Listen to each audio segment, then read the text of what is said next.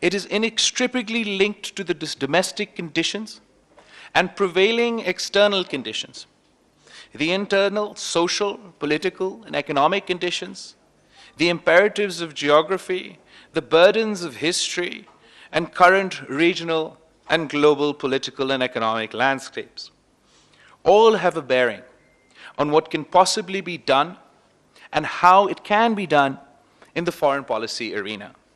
However, the goal of dynamic management of a country's foreign policy must remain a constant in any given situation, i.e., it must continue to aspire to meet the people's hopes and expectations.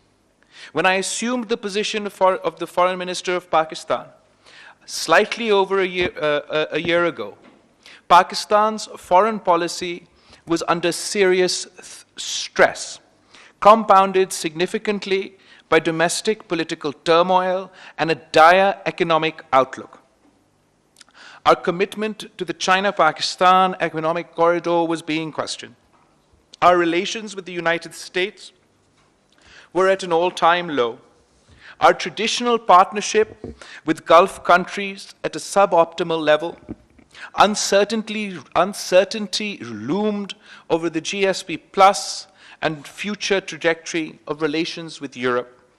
We were in the FATF grey list, and the trust deficit with the IMF was at an all-time high. All this was in addition to persistent foreign policy challenges on our eastern and western borders and a renewed threat of terrorism. Before we could settle, Pakistan was rocked by climate-induced catastrophe, floods requiring a robust international response to meet the urgent domestic needs. I do not claim that we have encountered every challenge successfully, but I must share with you that I today feel we have achieved more than what I thought we would have achieved when I first started my tenure as Foreign Minister. We have just celebrated the 10th anniversary of the China-Pakistan Economic Corridor in Islamabad, with the Chinese Vice Premier in attendance. The help and assistance our government has received from China, politically, economically, gives me confidence about the health of Pakistan's relationship with its iron brother. Three senior official level delegations from the United States visited Pakistan in the second half of July 2023, from the Treasury Department, the NSC, and one from the private sector.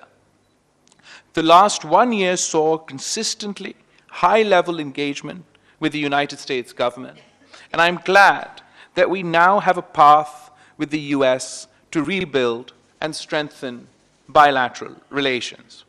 What gives me satisfaction, however, is that the positive trajectory in our relations with both the United States and China have been pursued with clarity, underpinned by our consistent position that we do not want to be dragged into global competition.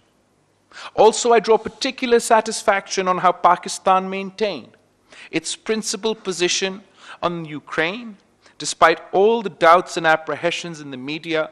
Our voting pattern on related resolutions in multilateral fora remain unchanged. We invested significant effort in engaging both sides of the divide, and today I believe there is a greater understanding of Pakistan's position.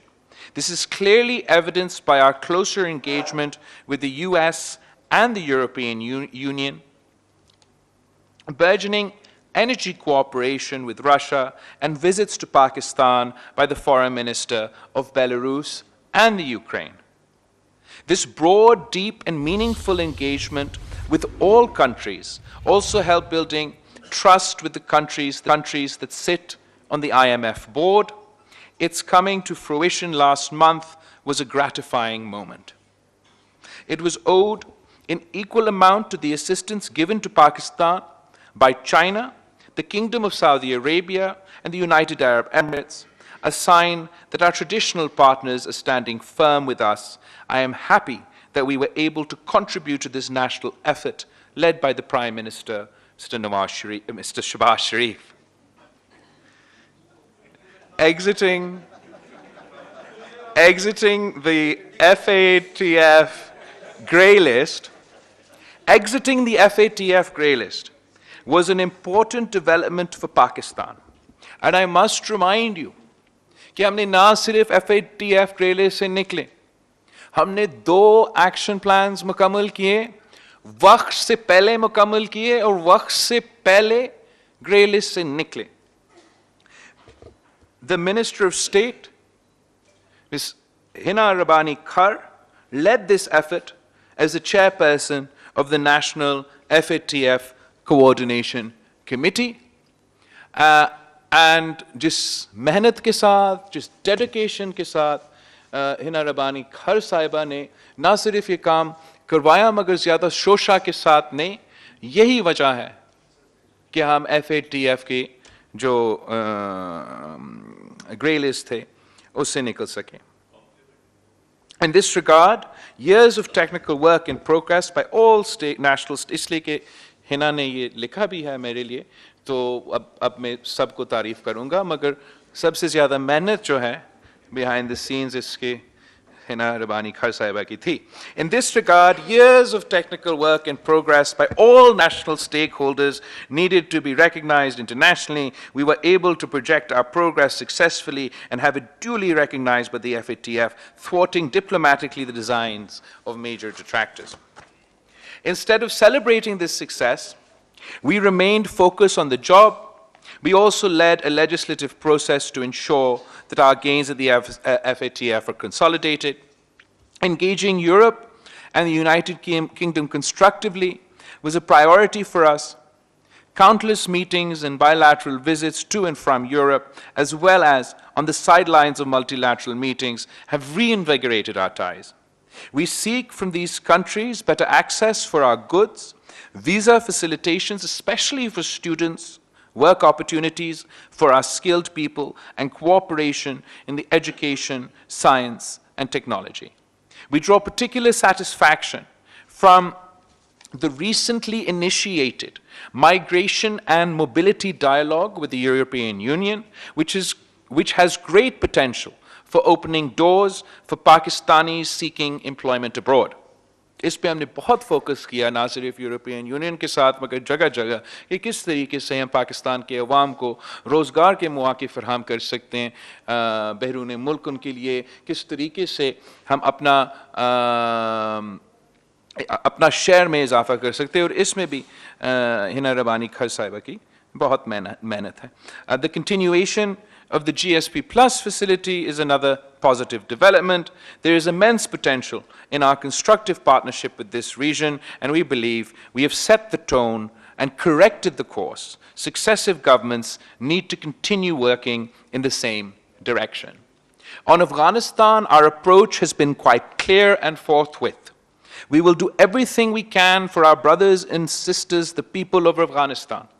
We have maintained a robust practical engagement with the Afghan interim government, working on areas such as security, border control and markets, commerce, health, education, transit trade, and almost every facet of bilateral cooperation. Pakistan's peace and security are, however, non-negotiable. My first responsibility is to my people, the people of Pakistan. We continue to engage proactively and constructively at every possible regional international format aimed at promoting peace, security, and stability of Afghanistan. Once again, I want to emphasize the skies is the limit to the opportunities we can create together, but terrorism must be countered. Throughout this furvish and extensive diplomatic push, we never compromise on a core tenet of our foreign policy, Kashmir. Even as I participated at the SCO Foreign Ministers meeting in Goa this year, it was our responsibility, while we never once abused the platform of the SCO to further our partisan agendas. In media interactions and from Indian soil, we managed to advocate for the cause of the oppressed people of Kashmir. And in the same spirit, whether it was at the General Assembly at the United Nations, whether it was at the OIC, whether it was the visit of the Secretary General of the OIC to Azad Kashmir, the dissemination of dossiers to the international community on continued Indian brutality on Muslims in Indian-occupied Jammu and Kashmir, advocacy for the Kashmir cause has been a consistent component of our foreign policy. As Foreign Minister of the Islamic Republic of Pakistan, and also as the last chairman of the OIC Council of Foreign Ministers, I take pride in taking the lead on countering Islamophobia and acts of desecration of the Holy Quran. As chair of the OIC group at the Human Rights Council in Geneva. See, ये तो Geneva पे पहुंच गए, इससे पहले तो हमने काफी कुछ किया था, मैं आपको याद दिलवाता हूँ.